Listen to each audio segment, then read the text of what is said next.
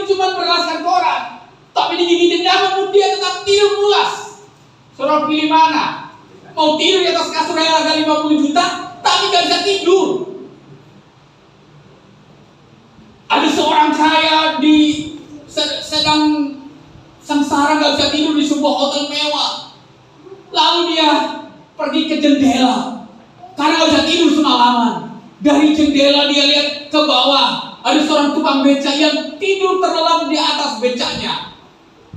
Lalu dia bilang begini, dia lebih enak hidupnya daripada saya. Lalu dia masuk ke kamarnya, dia ambil duit 1 karung, dia turun ke bawah.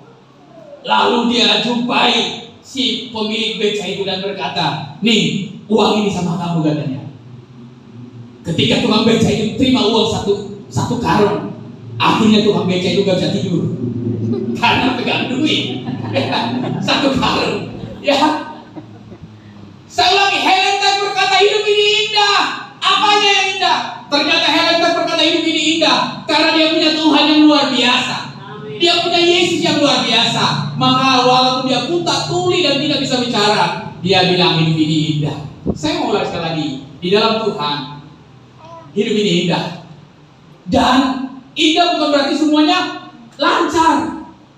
Kadang-kadang suami istri bisa ribut. Saya jempol kalau ada sini suami istri nggak pernah ribut.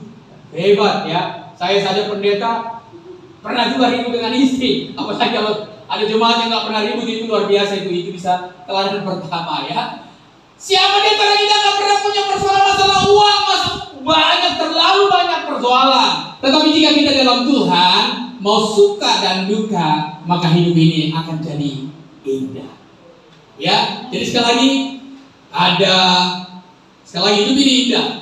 Ada orang yang lulus kuliah usia 22 tahun. Dia lulus 22 tahun, umur 22 tahun dia lulus kuliah. Tapi 5 tahun kemudian baru dia dapat kerjaan. Ada orang yang lulus usia 27 tahun tetapi langsung kerja. Ada orang yang menikah baru 3 bulan langsung punya anak. Maaf ya, jangan ya. Ya. Ada orang yang sudah 20 tahun belum punya anak.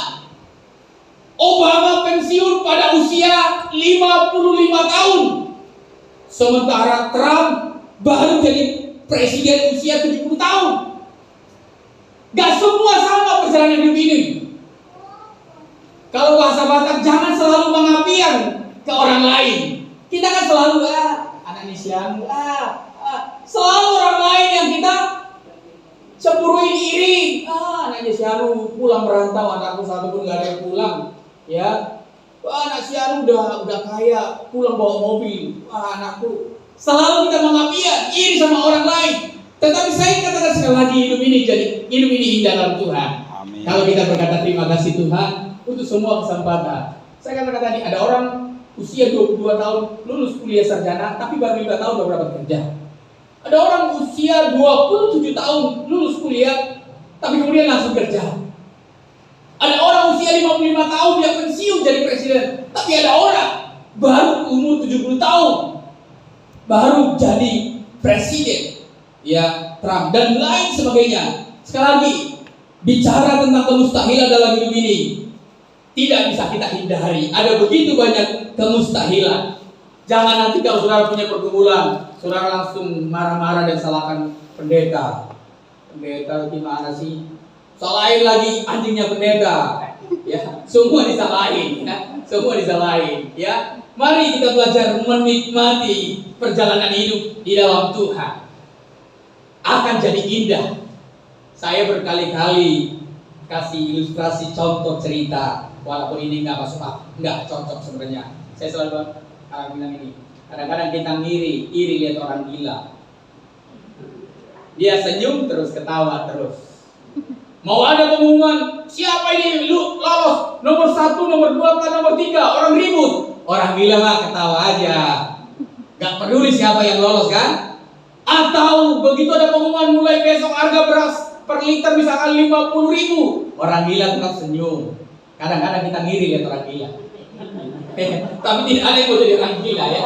Masa saat kalah kita lihat orang gila, kadang-kadang dia senyumin semuanya. kadang-kadang pikir-pikirnya juga ya. Sekarang kita kan banyak, anak 1 persoalan, anak 2 persoalan, 3 anak, persoalan. Dulu bapak saya anaknya 9, rasanya nggak pernah stres lihat 9. Tapi sekarang ada teman kita dulu di Jakarta, anaknya cuma 1, stres gara-gara cuma 1 anak.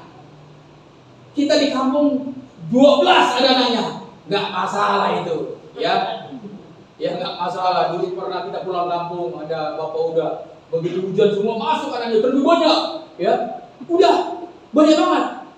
Iya, kalau hujan semua lulus beliau berhujan nggak masalah. Tapi itulah sekali lagi, hidup ini indah kalau kita di dalam Tuhan. Nah, kembali ke Yabes tadi, doanya tadi menjadi perdebatan. Yabes ini keturunan suku Yehuda. Yabes ini dilahirkan dengan kesakitan. Makanya arti Yabes itu menyakitkan, nasibnya menyakitkan. Anak malang. Ini seringkali orang Batak itu. Hatu bandi namorai bawaduan katanya. Selalu kata-kata yang negatif. Atau apalagi orang Batak, mana sih kusono, ugus, foto, macam-macam Pak.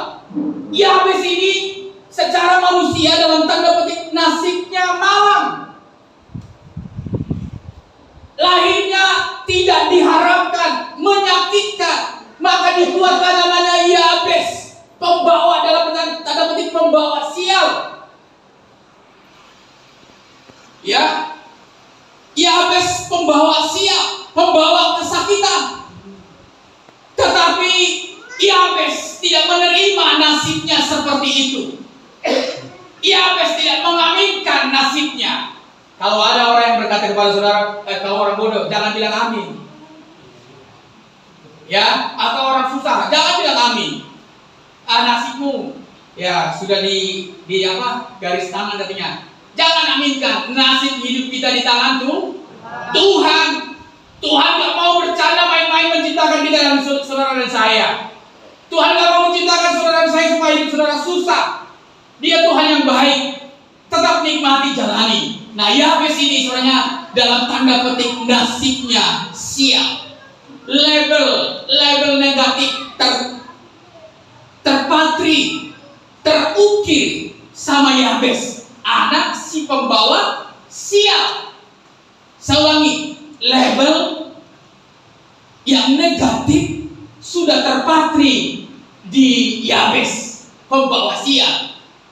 Saya nggak tahu label negatif apa yang sudah dikatakan orang sama saudara. Kami pernah alami ya. Kami dari kampung, ya susah dan sebagainya. Bapak saya hampir tiap malam mabuk, ya. Bapak saya pemalu, tapi kalau mabuk pemberani. Pintar nyanyi bapak saya kalau mabuk, pintar bicara kalau mabuk. Tapi kalau nggak mabuk, aduh. Tapi salah satu hal yang saya belum pernah rasakan, saya belum pernah dipukul bapak saya dan yang lain. Itu hebat bapak saya. Dia hanya bilang nanti bulobong mandoko, tapi nggak pernah dipukul ya. Itu ya. Jadi, tapi ada label yang negatif sama diri kami. Saya SMP itu pemalu. Kenapa? Karena hampir tiap malam bapak saya mabuk dan teriak-teriak kalau mabuk. Kalau mabuk diam-diam masih mending tidur. Ini teriak-teriak. Jadi dari ujung, dari sana semua orang dengar. Pak Jasi Rinson mabuk. Jadi kalau mau berangkat ke sekolah, orang bilang apa? Anak di Partenggen mabuk. Itu label sudah melekat. Tapi hebatnya puji Tuhan di dalam Tuhan yang seperti Yabes, dari 9 anaknya tidak ada yang jadi pemabuk. Bahkan yang pegang rokok pun nggak ada. Nggak tahu kalau yang tinggal di kampung ini ya. Nggak tahu, kalau saya nggak bisa berani jamin. Karena tadi saya tanya yang siap bulan yang masih mabuk nggak apa-apa? Masih katanya. Nggak tahu, saya nggak berani jamin karena yang terakhir itu ya. Tapi dari 9 anaknya, padahal dulu label orang apa? Anak Partenggen. Asal ketemu bukan nama kita yang bilang anaknya si Partenggen kan? Itu label negatif sudah ditempelkan orang dalam diri kita. Sama seperti Yabes, anak si pembawa sial. Sudah bisa bayangkan anak bertumbuh tapi mendapat label anak pembawa sial, pembawa kesakitan. Tetapi apa yang terjadi? Yabes datang sama Tuhan dan hidupnya berubah luar biasa. Ada 3 poin apa yang menjadi rahasia. Mengapa Yabes mampu menembus yang namanya tadi kemustahilan. Ada 3 rahasia kenapa Yabes mampu menembus apa yang namanya kemustahilan. Yang pertama, lihat doanya. Dia bilang begini, kiranya Engkau memberkati aku berlimpah-limpah. Kiranya Engkau memberkati aku berlimpah-limpah dan memperluas daerahku. Poin yang pertama, rahasia yang pertama, mengapa hidupnya Yabes berubah? Karena Yabes memiliki mimpi yang besar di dalam Tuhan. Amin. Yabes memiliki mimpi yang besar di dalam Tuhan. Saudara yang kasih, kita punya Tuhan yang besar. Amin. Amin. Kita punya Tuhan yang besar, pencipta langit, bumi dan segala isinya. Maka kalau saudara punya Tuhan yang besar, mimpilah yang besar dalam Tuhan. Amin. Bila perlu tiap pagi absen anaknya satu-satu. Kalau ada 5, misalkan Jordi, misalkan tadi, nanti kamu akan jadi presiden. Yang kedua, misalkan Andi, nanti kamu jadi gubernur Sumut. Yang ketiga, siapa lagi? Sebutkan, gak apa-apa. Kita nggak ditangkap bila anak kita jadi presiden. Nggak ada hukumnya itu ditangkap, nggak ada. Bermimpilah yang besar. Jangan bilang ini, anak pertama, nanti kau jadi pembantu siapa lah ya. Yang kedua, mau. Yang ketiga, jangan sampaikan label yang rendah terhadap anak. Tapi di dalam Tuhan, kita punya Tuhan yang besar, miliki mimpi yang besar. Amin. Tapi sekali lagi, ingatkan juga, jangan tidur terus, mimpi terus. Harus wujudkan mimpinya. Lewat apa? Sekolah, kerja yang baik. Jangan punya mimpi besar, tapi bapaknya dilapor terus. Tapi mimpinya besar, dilapor terus. Jangan. Miliki mimpi yang besar di dalam Tuhan. Yabes, label negatif terpatri di hatinya. Orang semua berkata, Yabes pembawa sial. Tetapi Yabes datang sama Tuhan dan berkata, kiranya Engkau memberkati aku berlimpah-limpah dan memperluas wilayahku. Dan dikatakan dari ayat terakhir, Tuhan mendengar doanya Yabes. Miliki mimpi yang besar. Mimpi itu gak perlu bayar, gak ditangkap kita mimpi. Mimpilah yang besar-besar. Ya, berani bermimpi, dare to change. Berani bermimpi, miliki mimpi yang besar. Kalau orang diteliti di perguruan di Amerika, rata-rata orang yang berhasil, orang-orang hebat itu selalu diawali dari sebuah mimpi. Maka mimpilah yang besar. Jangan bilang aku orang kampung, jangan seperti ini. Opungnya pemulung, bapaknya pemulung, terus cucunya di Trisakti. Orang betul. Trisakti, opungnya pemulung, bapaknya pemulung, tapi cucunya di Trisakti atau di kampus terkenal lah. Orang pikir hebat, tapi mulung juga katanya Trisakti, ya sama juga. Ya, sama juga. Tetapi sekali lagi, miliki mimpi yang besar. Kita punya Tuhan yang dahsyat, kita punya Tuhan yang besar, maka miliki mimpi yang besar. Jangan bilang jangan bermimpi kamu. Misalkan kalau anak saudara mau sekolah, dia bilang, Pak, aku mau jadi dokter. Jangan mimpi kamu nggak jangan. Tapi jangan salah. Jangan setelah umur 50 tahun, udah umur 50 tahun, saudara bilang ini, aku mau bermimpi, mau jadi jenderal. Terlambat, bos. Ya, sudah terlambat, nggak akan mungkin diterima. Udah umur 50 tahun. Tapi miliki mimpi yang real, yang nyata. Semua kita, dari anak kecil sampai yang tua, miliki mimpi yang besar. Saya juga sebagai gembala selalu punya mimpi dalam Tuhan. Kadang-kadang ya saya berdoa begini, jangan sampai Tuhan mimpi dan ambisi itu kadang-kadang beda-beda tipis. Dari 10 tahun yang lalu saya berdoa sama Tuhan, saya berdoa bercanda sama Tuhan. Saya bercanda.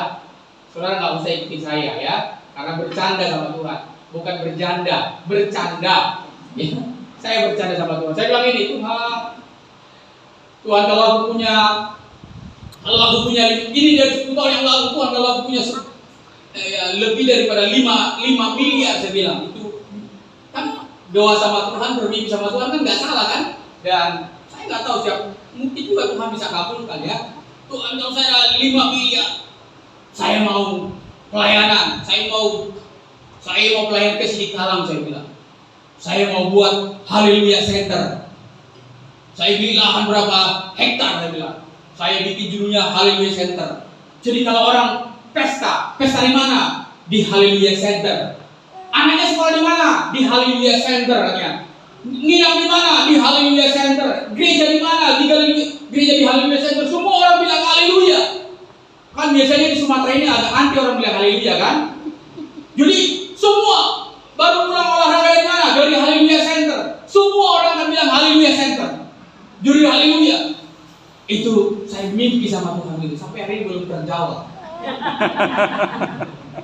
Tapi gak apa-apa, bermimpi saja. Tapi waktu saya bilang sama teman saya itu termasuk penguasa di Sumatera Utara ini, orang hebat di Sumatera Utara ini, ya. Pendeta Henry Simbolo, ya, itu teman saya.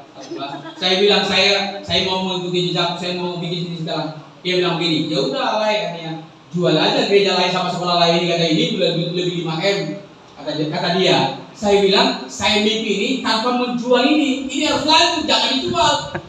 Gak boleh, gereja dijual, gak boleh. Ya, ini harus lanjut, saya bilang.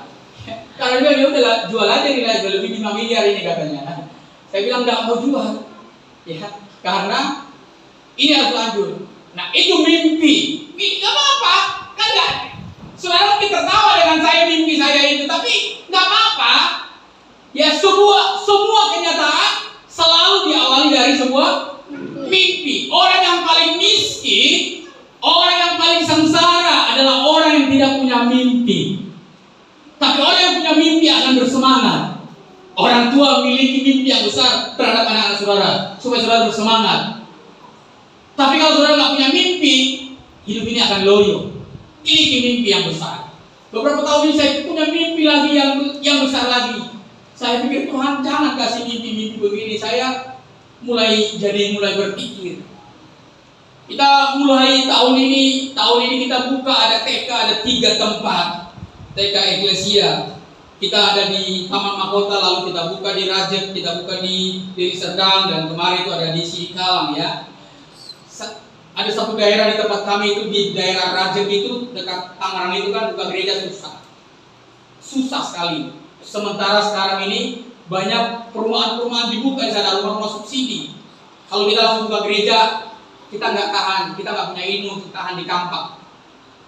Ya, lalu saya pikir kita masuk lewat sekolah, dan kita mulai masuk lewat sekolah. Sekolah nggak ada orang nolak, karena sekolah kita, yayasan kita di bawah naungan pendidikan, Kementerian Pendidikan, bukan di bawah Kementerian Agama, tapi di bawah naungan Kementerian Pendidikan ya. Jadi kita masuk dan sekolah bisa diterima. Tapi saya mulai berminggu di Tuhan. Aku mau ada TK, aku mau ada SD, SMP, SMA.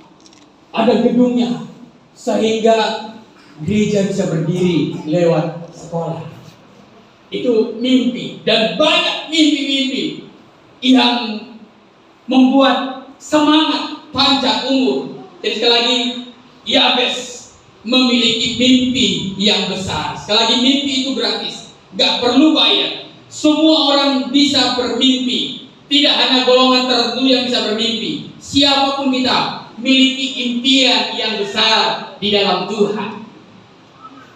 Rasanya ada banyak kemustahilan, tetapi saya percaya apa yang kita impikan, Tuhan pasti kabulkan semua mimpi kita.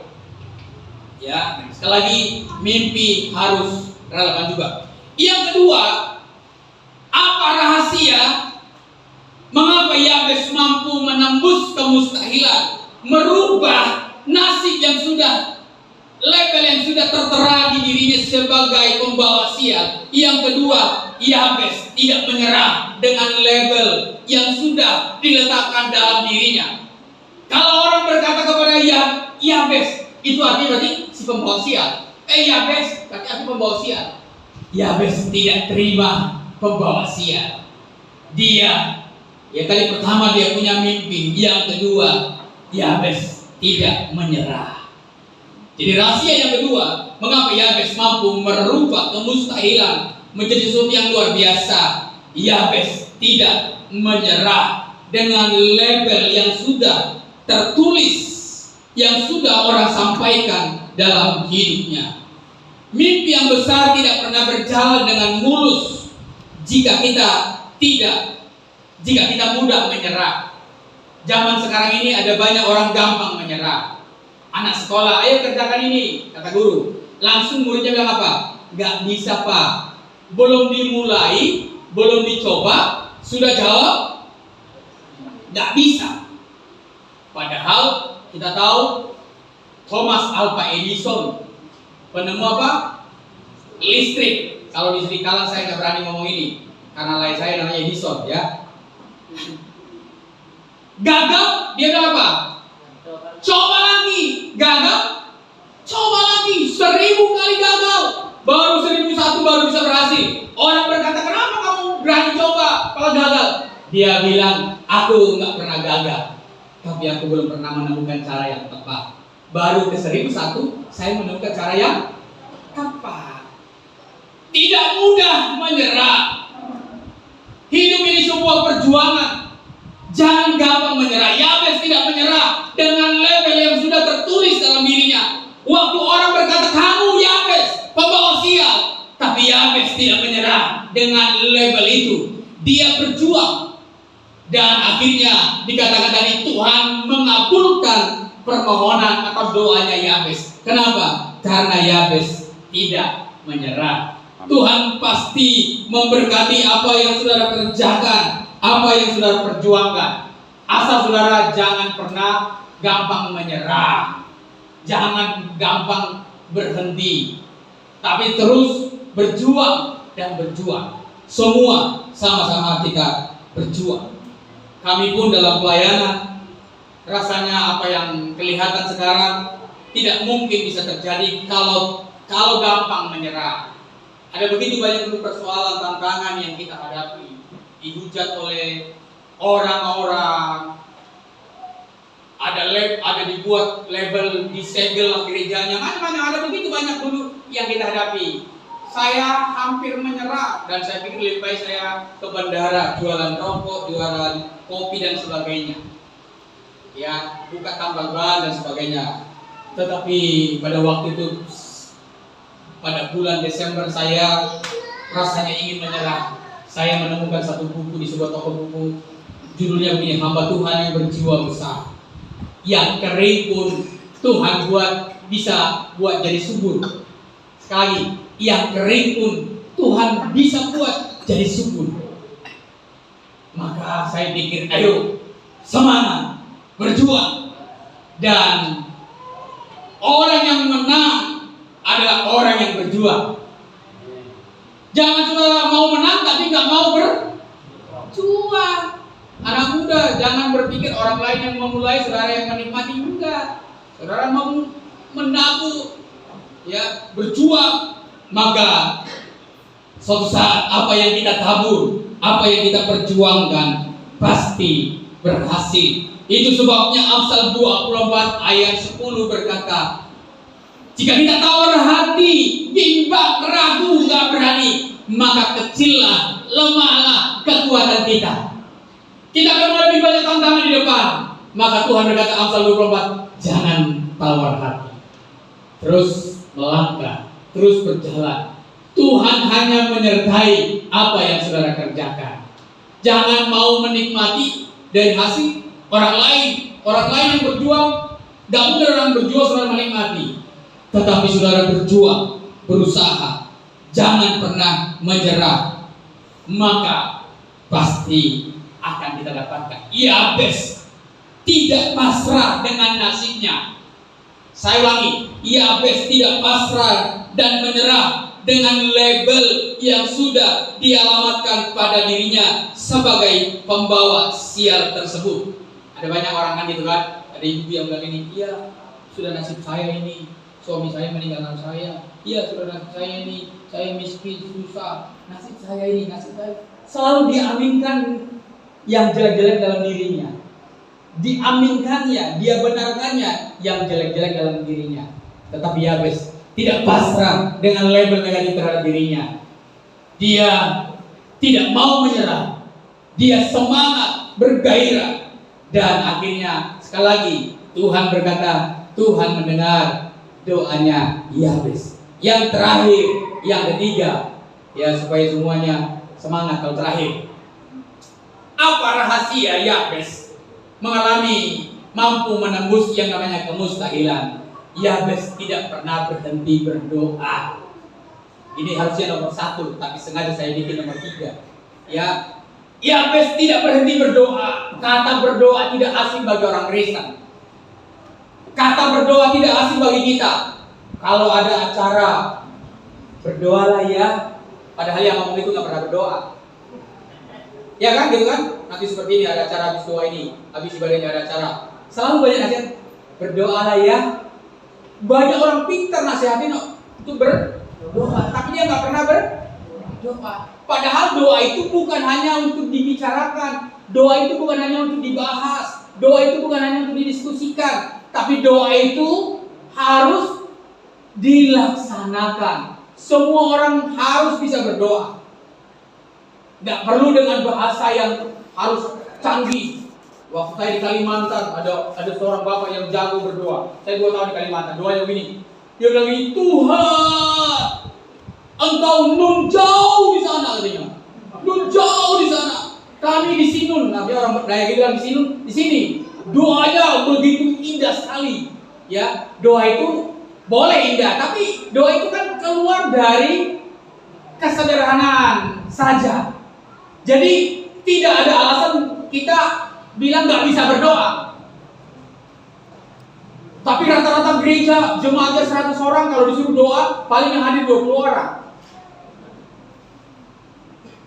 Karena paling malas orang kalau berdoa. Padahal kalau mendoakan selalu berdoalah.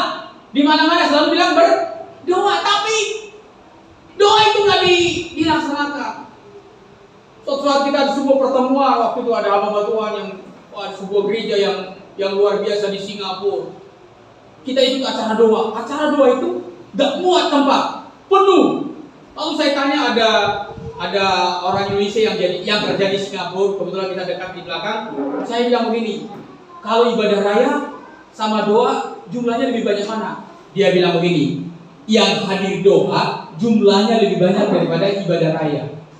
Kebalikan kalau di Indonesia, bukan cuma di Sumatera, ya, mau di hampir Indonesia lah, ya, saya hampir semua provinsi mungkin saya sudah pernah datangi, hampir begitu. 100 orang jemaatnya, kalau disuruh doa paling 20 udah hebat, kecuali terbelawan. Kalau suruh doa pasti berbondong-bondong orang. Oh ya.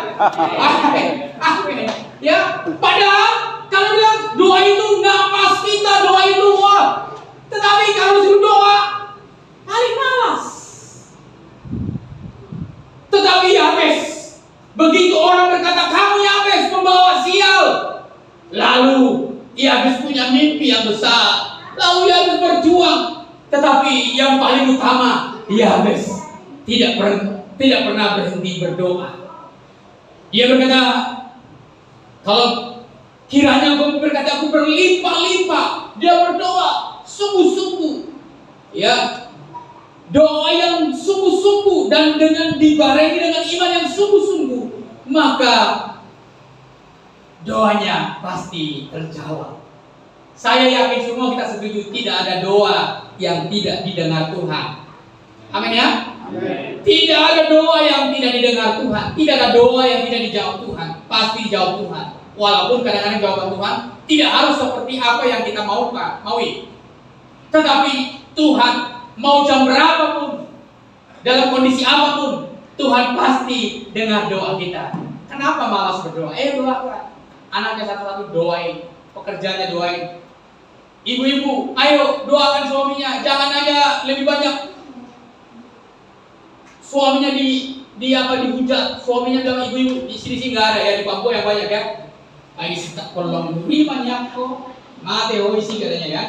Padahal kalau suaminya mati juga, dia juga meraung-raung juga. Tapi karena kadang-kadang lebih banyak kata-kata yang negatif kita ucapkan sama suami atau kepada anak daripada doa. Harusnya begini, kalau kita mau ucapkan satu kata negatif terhadap suami atau terhadap anak atau orang lain, maka balasannya 1000 kali kita harus ucapkan kata yang positif.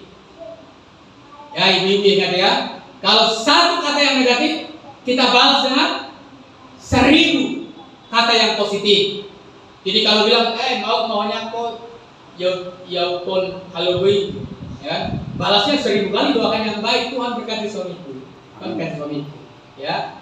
Jangan, ya pernah kita mengunjungi ada seorang ibu, dia bilang, Pak Pendeta tolong datangi suami saya. Oh, kita datangi. Waktu kita datangi si suami ini, ibu istrinya nggak ada.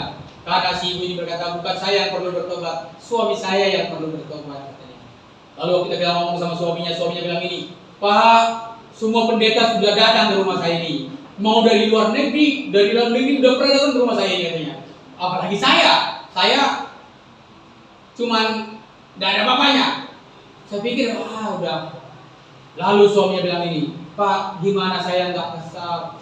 Saya kadang-kadang nggak hanya beberapa tahun bertahan dalam satu pekerjaan. Selalu istri saya selalu curiga. Saya punya sekretaris, istri saya maki-maki sekretaris saya. Saya pindah kerja, artinya dicurigai terus, nggak pernah tenang. Jadi saya nggak pernah tenang dalam hidup ini karena istri saya curiga terus katanya, curiga terus, maki-maki saya terus. Saya pikir bagaimana mau menikmati surga, sukacita dalam keluarga kalau kondisinya seperti ini, ya. Jadi sekali lagi, Yabes tidak berhenti berdoa. Tidak ada yang namanya mampu menembus kemustahilan tanpa doa.